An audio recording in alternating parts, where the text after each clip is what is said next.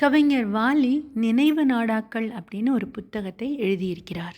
கவிஞர் வாலி அவர்கள் இசைக்கு ஏற்றவாறு வரிகளை எழுத வேண்டும் அல்லவா?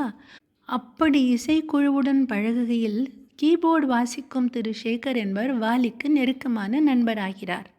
அவர் வாலியிடம், அண்ணே, போயிட்டு வர ஒரு 2ஆம் தர ஸ்கூட்டர் இருந்ததுன்னா விலை குறைவா வாங்கி கொடுங்களேன், ரொம்ப அதிகமாக வேண்டாம், என்னால் வாங்க முடியாது என்று சொல்லிவிடுகிறார்.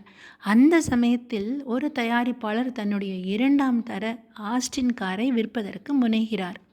வாலிக்கு ஒரு சின்ன ஆசை, சேகருக்கு அந்த ஆஸ்டின் காரையே குறைந்த விலை பேசி வாங்கி கொடுத்து விட்டால் என்ன என்று சேகரை வரவழைத்து அந்த ஆஸ்டின் காரை காண்பிக்க, ஆஸ்டின் காரை ஒரு முறை சுற்றி வலம் வந்து விட்டு பெருமூச்சு விட்டு, ஆஹா, எனக்கு வேண்டாம், எனக்கு வாங்கி கொடுத்தா ஸ்கூட்டர் செகண்ட் ஹேண்டு வாங்கி கொடுங்க, இல்லாட்டி என்னால் முடியாது, என்னுடைய வருமானத்துக்கு ஆஸ்டின் காரெல்லாம் வாங்க முடியாது என்று சொல்லிவிட்டு சேகர் சென்று வருகிறார்.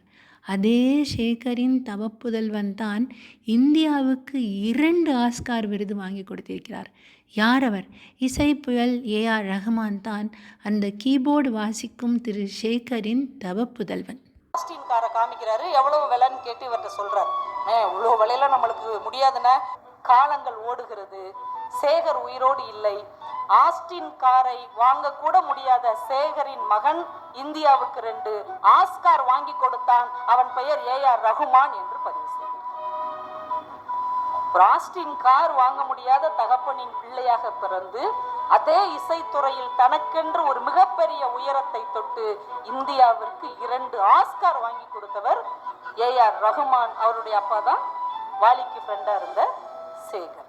இப்போ ஒரு தகப்பனுடைய எளிய கனவை அதற்கு பின்னால் வருகிற பிள்ளைகள் நிறைவேற்றி வைப்பார்கள் என்றால் அதுதான் மெய்ப்பட இருக்கிற உண்மையான கனவு.